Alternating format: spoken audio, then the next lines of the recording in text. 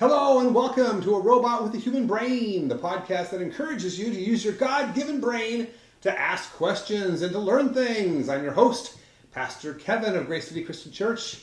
Today I want to talk to you about differences of opinion. We try to avoid those in our modern society. We're very polarized politically. We tend to surround ourselves with only people that believe the same way we do, a bubble, that kind of thing. We divide ourselves into ever shrinking little tribes of like-minded individuals. And when you find someone that disagrees with you, you sort of cast them out and narrow your circle until you're just surrounded by people that are only like you. We see this in churches. They're actually into this way before politics were. After the Reformation, before the Reformation, you just had the Catholic Church, but after that, churches began splitting. When they disagreed with each other, you'd create new denominations. Started slowly at first, but gained steam until eventually you would split over the smallest difference in doctrine. And so today we've got churches of every stripe all over town of different backgrounds and different beliefs and different doctrines and that kind of stuff. And if a modern issue pops up, say like gay marriage or the role of women in church,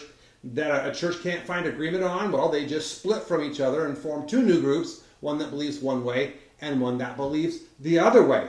It was not always this way. I'm asked sometimes, hey, Pastor, what is the church's view on whatever? And I always answer the same way. There isn't one. In fact, the idea that you should look to a church or a pope or a priest or a pastor to tell you what you should believe is not a biblical one at all. In fact, quite the opposite. We're encouraged in the Bible to take personal responsibility for what we believe. In the book of Romans in the Bible, in the 14th chapter, the Apostle Paul is writing to this group of Christians in the city of Rome. There was only one church back then in the city of Rome, and they're having an issue. Some people in this church have come out of a background of the pagan Greek religions where you worship Zeus and Aphrodite and all those guys. And what you would do is you'd bring an animal to the temple. They would kill the animal and burn some of the meat on the altar as a sacrifice to the gods, and then you could sell the rest of the animal for its meat. In fact, if you were a resident of Rome and you wanted to buy some steaks for a nice barbecue with friends, you might go down to the temple of Aphrodite and buy yourself some great ribeyes out the back door from the priests or priestesses who are selling the meat from these sacrificial animals. Well, some of the Christians in this church in Rome thought that was horrible. That if you're a Christian and you're buying this meat, it's just as if you went back to worshiping the old gods. You're worshiping Zeus and Aphrodite again. Every time you buy that meat, you're supporting those pagan religions, and you're being sort of a sellout.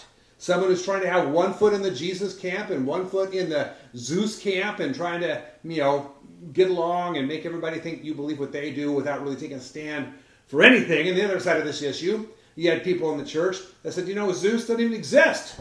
These pagan gods are just like rocks in a temple somewhere. There's nothing there. And so when you kill an animal and you mumble to some non-existent god, it means nothing.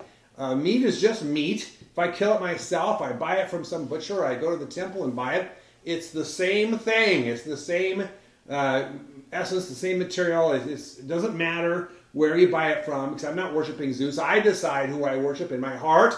Where I buy my meat is irrelevant. And so you have these two camps, meat eaters versus non-meat eaters in the church. And in the modern world, they would simply split into two denominations or two churches, the eaters and the non-eaters. Well, Paul writes to them to give them a different way. And this is what he tells them.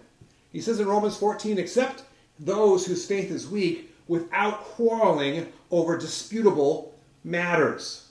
He says, don't quarrel over these disputable matters. Now, the rub here comes in what we call, what's a disputable matter? Usually what a disputable matter is to me is everything I believe in is non-disputable. It's common wisdom. Everyone should know that. Stuff I don't care about is disputable, of course. Problem is, everybody has their own little list of what's beyond dispute and what's up for grabs. And so how can you agree on anything when you all have different lists? Well, Paul's answer is don't. Don't.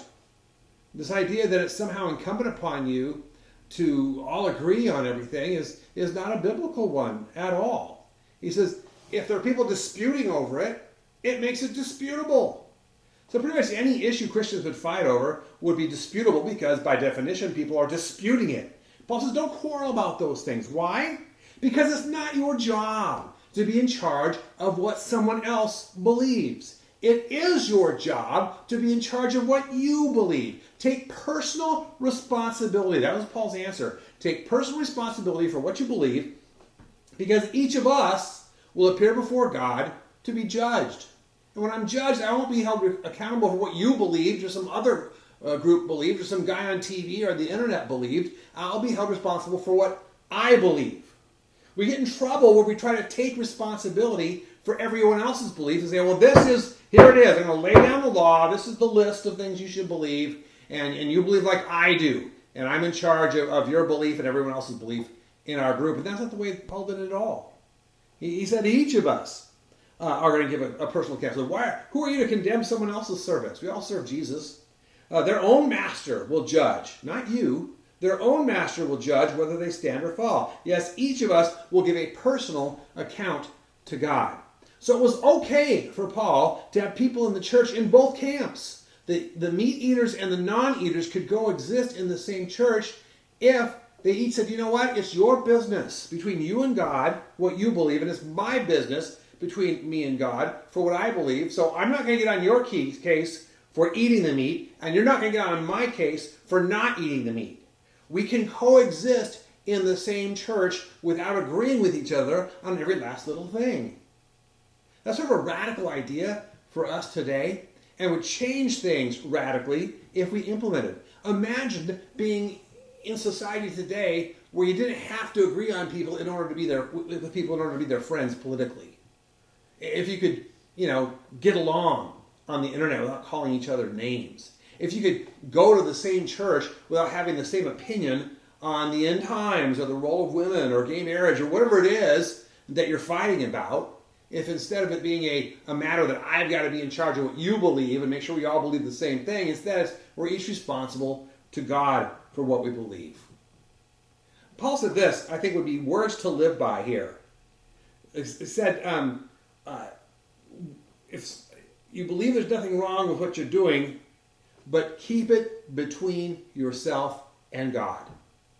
Each side of this issue believed that they were right. Paul's answer was just keep it to yourself, between you and God. Now, if they ask you, of course, you can answer politely and nicely and without venom, but it's not your job to convert someone who disagrees with you on every matter of doctrine. He says, keep it between yourself and God. Man, imagine how different our world would be if we lived by such precepts today. He finishes up by saying, for the kingdom of God is not a matter of what we eat or drink, but living a life of goodness and peace and joy in the Spirit. Goodness, peace, and joy are never brought forth by having the correct list of do's and don'ts. That's what religion is. A list of do's and don'ts filled with things you're supposed to do and not do. And if your list doesn't agree with my list, then we can't be friends. We can't definitely worship in the same church because we have different lists. Paul says, the lists aren't what's important here, but living a life of goodness and peace and joy in the Holy Spirit. Let me ask you this. Have you ever known somebody had a really detailed list? Do the words goodness, peace, and joy tend to characterize that person in your experience? Not mine. Some of the crankiest people I've known are people whose lists were super extensive and who felt it was their job to change everybody else's list to make their list correct. In other words, in line with my list. Paul finishes his discussion with this simple command. Let us then aim for harmony in the church and try to build each other up. That word harmony, you don't get that by having everyone singing the same note at the same time. That's called unison. What harmony is where you have multiple voices singing simultaneously different notes. That's where harmony comes from. And it's a lot prettier to listen to than just the same note over and over again. That fire alarm you hear, that annoying noise your iPhone can make, that's unison. The music you listen to and enjoy, that's harmony. Different voices, different instruments, playing different notes simultaneously that when they fit together make something beautiful. Let us look for harmony and try to build each other up. Imagine if we spent our time trying to encourage each other and build each other up rather than tear each other down for our perceived missteps and errors in judgment and doctrine. I am convinced, friends, that heaven is going to be full of people with sloped foreheads. Oh, now I get it. Imagine the things that you think right now are so right that you're going to end up realizing you were missing the boat on in heaven. I mean, aren't there things in your life now that you believe that you didn't used to believe? And aren't there things that you don't believe that you used to believe? We give ourselves the right to change our mind while denying it to everybody else. Give yourself and others the benefit of the doubt that maybe we don't know it all. Maybe our views aren't 100% correct. Maybe in heaven we'll have a sloped forehead as we finally figure it out. But in the meantime, let us live for harmony and try to build each other up. Use that brain that God gave you to challenge the status quo, the conventional wisdom. Don't wait for some church or some pastor or some authority figure to tell you what to believe. Do it for yourself. Do you know the Bible was written for an audience of people who neither read nor knew how to write? The vast majority of people in the Roman world couldn't read or write. And yet Paul would write these letters to them, the people of the church, and they would hear it from someone who could read or write. They would read it out loud, and the idea was these illiterate people are still smart enough to understand what it is I'm writing and have the capacity to make decisions based on what they hear. You have what it takes to decide for yourself what to believe. Don't surrender to some authority figure, some expert, the creation of a list for you. You know who loves that? The experts. It makes them feel important, it gives them a job, it gives them status, all sorts of things. But it robs you of your God-given responsibility to decide for yourself what it is you believe on any given issue. So don't ask, what do you believe? What does the church believe? What does this person believe? What does this denomination believe? Ask yourself, what do you believe? And if you're not sure, dig into the Bible for yourself to find out. Ask those questions, get those answers. I'm Pastor Kevin. This is A Robot with a Human Brain. See you next time.